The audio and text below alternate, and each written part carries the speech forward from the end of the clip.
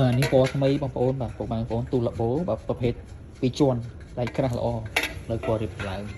ដាក់បង្ហាញជូនថ្មី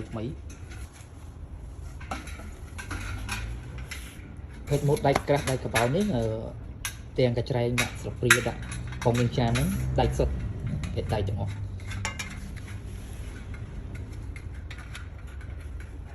បាទនេះរៀងរៀបបានមួយជាន់ហើយជាន់ទី2ខាងលើនេះទូនេះសម្រាប់បងតម្រូវការប្រើប្រាស់ជាប់ល្អបានយូរពេញមួយទាំងមួយប្រើធ្នើនេះល្អមែនទែនបាទភាសាជាងធ្នើទូទៅដែលជាប្រភេទដៃស្ដាស់នេះដៃក្រាស់អញ្ចឹងវាត្រូតទឹកគីឡូបានល្អបងប្អូន Found a slice in my pocket. Forgot last night's feast. Pepperoni in my jacket. Now my favorite. បាទពុកម៉ែបងប្អូននេះវីដេអូយើងតឡើងរួចហើយបងប្អូនបាទនេះប្រភេទពណ៌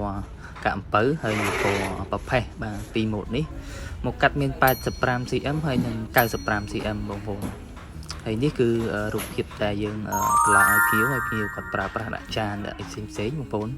សម្រាប់ការកម្មងបងប្អូនជួយឆាតចូលពេកដើម្បីបញ្ជាក់ពីទំហំហើយនឹងតម្រូវការទីតាំងឡាបូបងប្អូនបងដើម្បីកុំឲ្យបងប្អូនជាវទៅខុសຂະຫນាតខុសទំហំបាទអរគុណស្រីក៏រួចរាល់បាទដាក់ដល់កន្លែងចាប់ដងបាទ